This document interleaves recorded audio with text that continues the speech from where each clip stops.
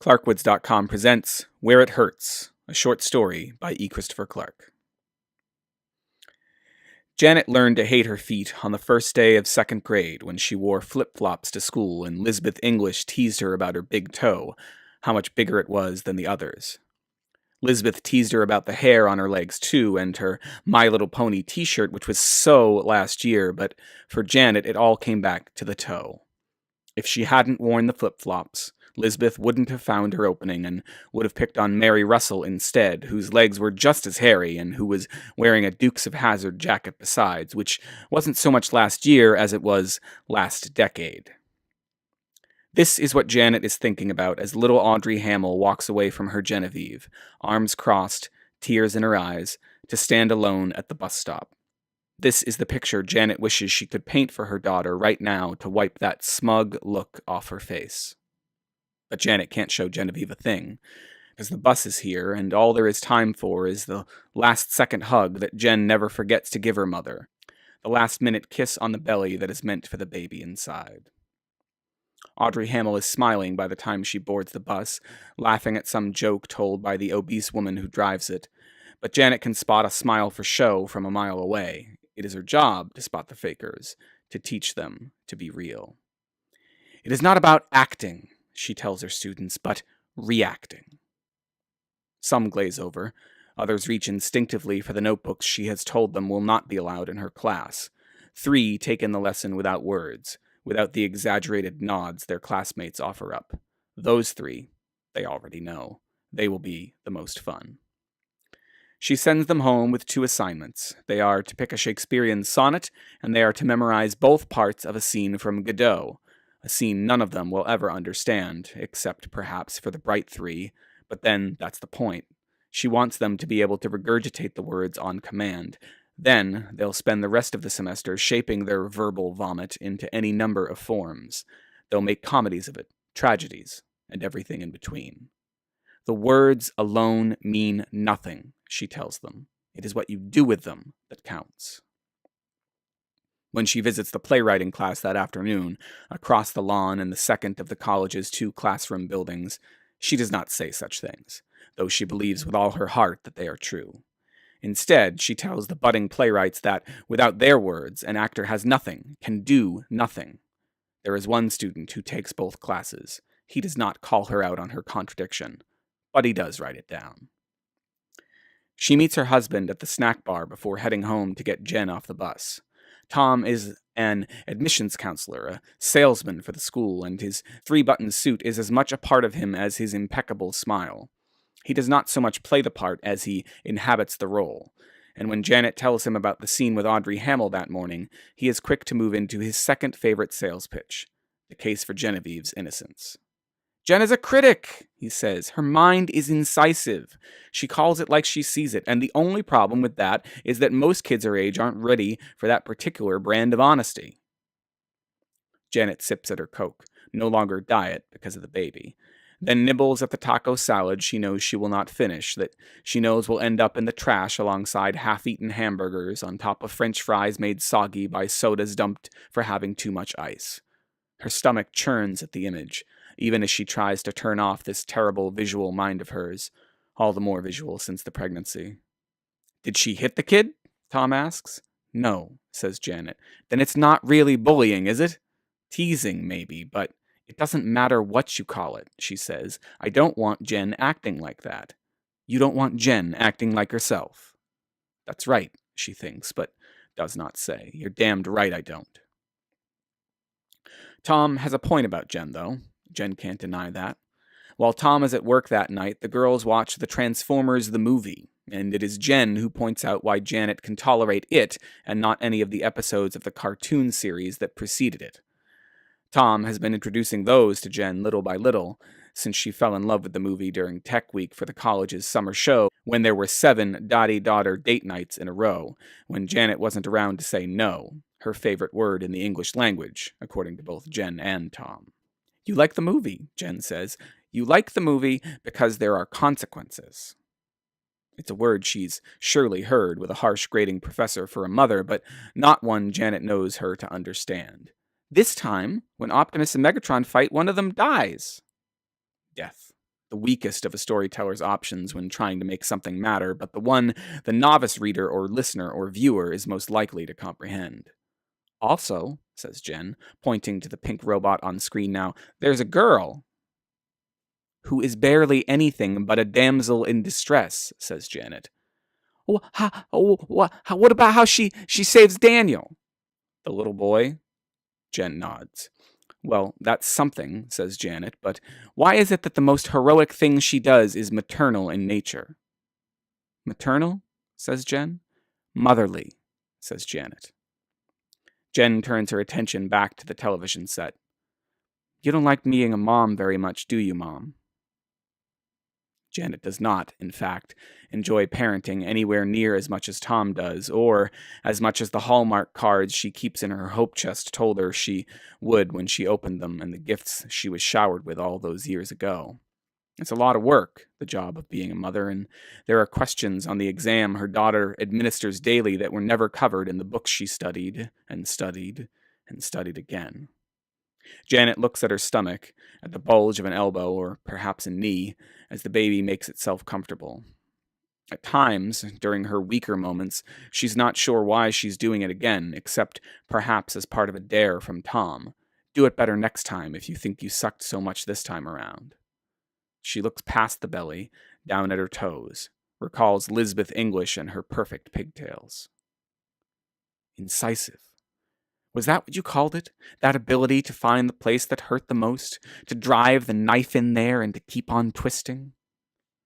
I'm sorry, Jen says, remote in her hand, the TV muted. Are you mad at me, Mommy? Janet says nothing. She unmutes the TV, gathers Jen up in her arms, and then snuggles with her on the couch. The robot that looks like a hot rod, he picks up the so-called matrix of leadership, and the next time he transforms, he is no longer a hot rod, but an RV with flames on its hood. Janet says, do you think this movie means to imply that growing up, that taking on responsibility automatically makes you lame? Jen says nothing, though Janet is convinced it's not because she doesn't have an answer. Jen wants to say something. Janet can tell by the way she chews on her lower lip. That Jen holds herself back, that's proof of something. But Janet's not sure what. Not yet. The next time her acting class meets, she selects 2 of the brightest kids and pairs them up. She tells them they are to play ancient, bitter rivals about to fight to the death. They have a grudging respect for one another, but more than that, they know what will hurt the other most. Did you ever read the Bible? Says the first, excitement in her voice, hope. The Bible, says the second one, waving a dismissive hand in the air as he stalks away from the first. I must have taken a look at it, he says, yawning. Their choices are over the top, obvious, but they are also strong.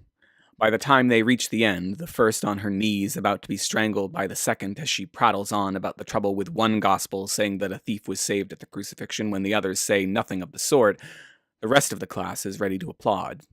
Their hands are clasped together, waiting to break free and clap.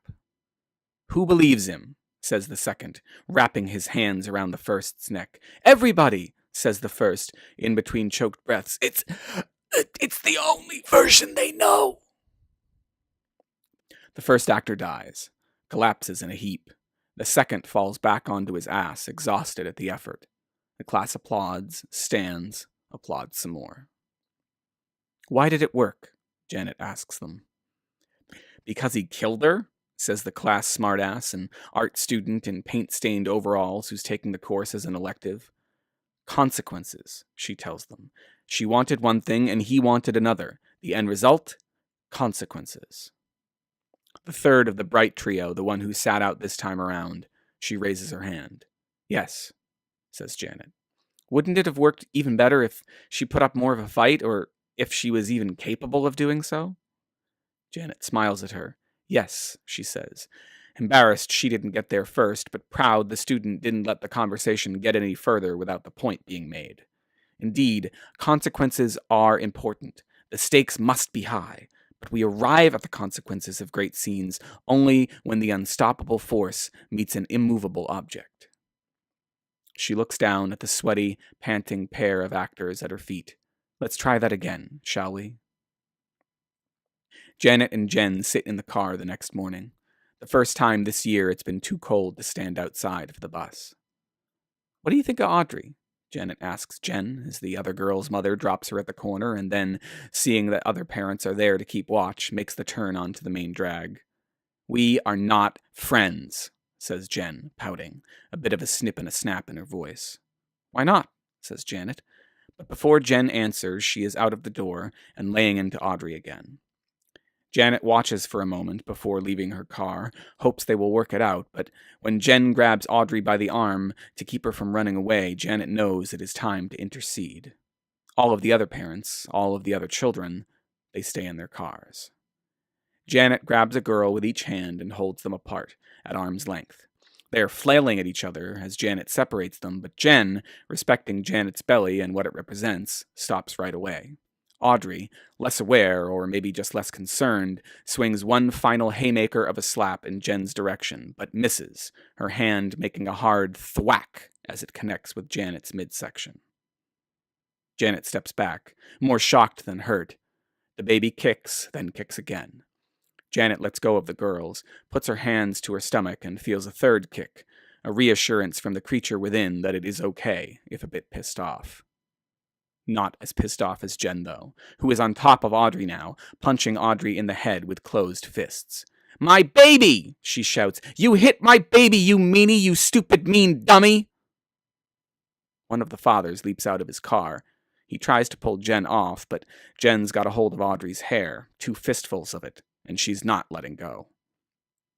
As Janet unfreezes and moves to help the father, prying Jen's hands free, she hears more doors opening and closing, the pitter-patter of feet rushing toward the bus, its screechy brakes announcing its arrival. Then she hears another mom say, from under her breath, "Kid had it comin', but still." When Janet stops by Audrey's house later that night, Audrey's mother does not make a fuss. She asks about the baby, which is unharmed according to the gyno, then says, "It's not the first time, won't be the last, it's fine."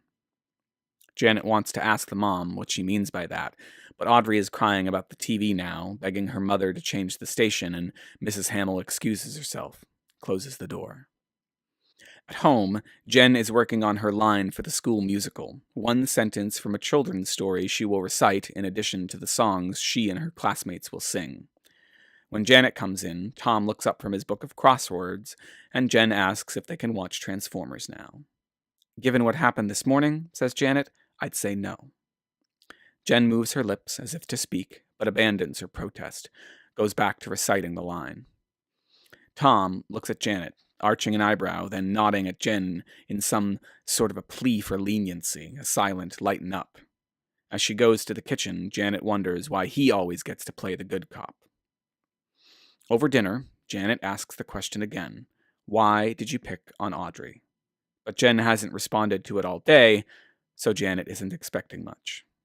Jen sets down her fork.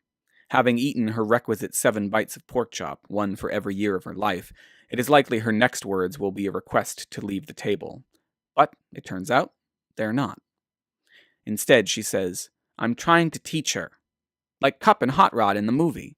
She says things she shouldn't. She does things that she shouldn't. I tell her to stop." Jen shakes her head, sighs, and then she cries, says Jen. "Jen," says Janet, "it is not your place to—" Tom grunts, raises an eyebrow again. Janet thinks for a moment about ripping the damned thing off and shoving it up his ass. She does not. She is about to continue when Jen says, "Audrey makes other people cry. I don't think that's okay." "If it's not okay when she does it," says Janet, "what makes it okay when you do?" Jen says nothing, then asks to be excused. Once Jen is gone, Tom stands up and begins to collect the dirty dishes. "You want to say something to me?" Janet asks him. He says nothing as he moves to the kitchen sink, as he rolls up his sleeves and gets to work. Janet leans against the counter, watches as he scrubs. "The dishwasher broken again?" "No," he says. "Sometimes I just like to do things the old-fashioned way." "Is that my problem?" says Janet. "I don't know what your problem is," he says. Janet plucks the towel from off of the oven's handle, grabs a dish from the strainer, and begins to dry. It isn't until the dishes are done that Tom speaks again, that he says, "You're always trying to teach her something, a lesson." "And I'm teaching her the wrong things?" says Janet, as she makes her way out of the kitchen, as she flicks the light off before he's even made it out of there. "Not the wrong things," he says. "What would you teach her?" says Janet. He leans against the doorway between the kitchen and the dining room, and he sighs. "I wouldn't teach her anything," he says. "I'm her parent, not her professor. My job, our job, is to listen, to empathize, not to lecture, not to preach." She shakes her head at him. "If I'm this bad at this, why did you get me pregnant again, huh?" He goes around her, around the whole dining room table, so as not to even have to touch her, to move her out of the way. "No answer?" she says. "You've got nothing?" "I didn't mean to," he says, before he heads upstairs. I sure as hell didn't mean to. In class, as a form of midterm evaluation, she has them all play the same scene in turn. One is a bully, the other is trying to get the bully to cry, to show him the error of his ways. It is up to them who plays Vladimir, who plays Estragon. It is the two weakest actors who nail it, a pair of roommates who have shown up late all semester, the smell of pot in their unwashed hair, the last remnants of their morning high lingering in their bloodshot eyes. They still can't do their sonnets from memory and barely get through Godot, despite how many times they've done it, how many times they've seen it done. They fought over a guy earlier in the year, one of them spreading lies about the other's promiscuity to ruin her chances, and so what they do is not an act. When the first calls the second an imbecile, the second feels it. It is not just an interpretation made in the brain, but a punch felt in the gut. She feels it, and then, as Janet has taught her, she reacts. She does as she was told, not just by her teacher, but by instinct as well. "Well, what of it?" she spits, "and why not?" It is a Tuesday, the Tuesday before Thanksgiving. Jen is in the car with Tom, skipping this last day before the break to head north early. Janet has been left behind. She has a final lesson to teach before she can join them. It is a short drive to the school, but the temperature is climbing. Oh, New England. And she decides to walk instead. Audrey is at the bus stop, alone for the moment. Janet checks her watch, realizes this moment won't last long. "Hi," says Audrey. "I'm sorry about your belly." "It's okay," says Janet, buttoning her coat as a semi whips by on the main drag, its trailer of logs leaving behind a scent of cedar, of life where there is none left, on this road where the last of the fallen leaves were swept away weeks ago. Audrey fixes her stare in the direction the bus will come from. She nudges the toe of her boot into the frostbitten earth, breaks a clump of it free. "Listen," says Janet. "Audrey, do you mind if I ask you a question?" Audrey shrugs, looks at her feet, at the bit of earth between them. She starts to pick the dirt free from the grass. "What does Genevieve say to you to make you cry?" "Nothing," says Audrey. "I don't cry." "Oh," says Janet, kicking at the dirt herself now, digging her own hole. "She says I'm mean," says Audrey, "and that no one will ever like me if I don't start being nice." "Do you think that's true?" says Janet. "It's fine," says Audrey, sounding like her mother, that word, fine, making Janet's heart ache. "I don't care if people like me," says Audrey, walking away. Janet means to say more, but the other children are coming, and it's time to get going anyway, or she'll be late. She starts walking toward the college, but stumbles on the holes she and Audrey made, tumbling to the ground, her gloved hands all that stand between her belly and another trip to the doctor's. "You okay?" asks the dad who rescued her 2 weeks before, on that day Jen and Audrey fought. He offers a hand to help her right herself. "I'm fine," she says, not thinking about the word until it's already out of her mouth. She brushes herself off and gets back to walking, even though taking the car would be the wiser choice at this point. Her toe is aching. Her big toe. That monstrosity. It will ache the whole way there, and the whole way back, and all the way through class, but she shouts back to the father that she is fine. Just fine.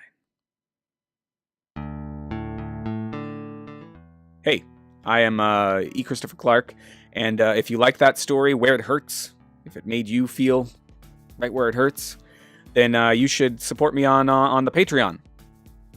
On the Patreon. patreon.com/eChristopherClark, where you can get stories that no one else gets and patron-only goodies for as little as $1 a month.